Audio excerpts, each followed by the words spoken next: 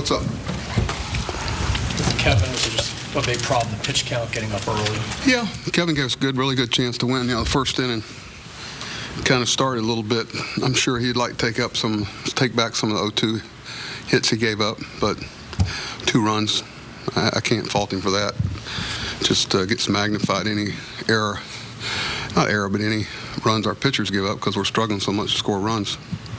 But no, Kevin was pretty solid. Just had to go deep, get out of some situations that he created some with the walks, but that's usually a game that you'd like to think you have a good chance to win. What was their guy doing to give you guys trouble, especially early on? Just what we talked about in the advanced meeting. 2-seam the ball in, change up, breaking ball, both sides of the plate. Good late life. Sometimes you can use an excuse of some pitchers that guys haven't seen before, but at that ring kind of hollow right now, we've been struggling against everybody, it seems like. But no, did exactly what we thought he was going to do, and he just did it well. Like that 7th inning there, when you get Adam to bunt, Manny to single, kind of seemed like maybe the tide was turning there, I guess. Well, we hoped, their shortstop made a really nice play. Sometimes, that kind of way things are going, sometimes that ball sneaks through the infield, and we got a potential of a bigger inning. Not a big inning, but a bigger inning, and, he made a nice play. It's kind of tough with the shift, but they handled it well.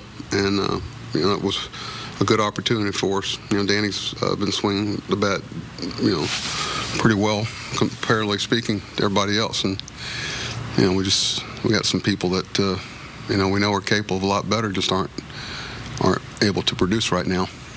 What did you think about Corbin Joseph?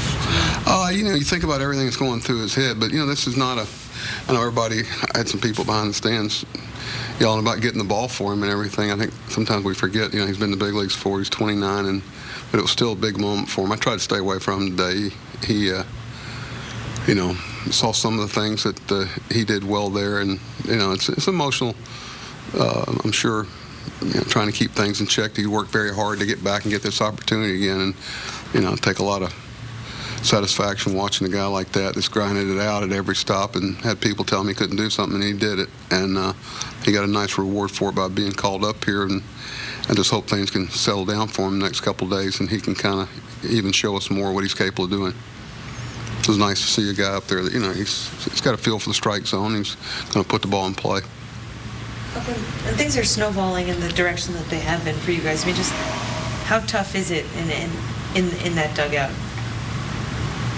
when you guys are going through the... Well, as you can imagine, it's tough. It's tough. Nobody's not, there's a lot of, positive things being said before a game, and it just seems as we get into the game, we get back into getting in that same situation we've been in many times. And you got to do something, and we tried a number of things, and we'll continue to try them. It's just, it can never be Groundhog Day. It's just got to, I'm hoping it's going to take more than just one game. We've had a couple of games where we scored a bunch of runs and thinking it's going to take off, and I think everybody's tired of giving credit to the other pitcher.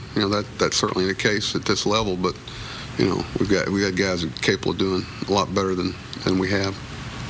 But as far as in the dugout and in the clubhouse, there's a lot of frustration. I can tell you that. But there's 2 ways you take frustration, and we haven't been able to take that frustration and put it into some other funnels, so to speak.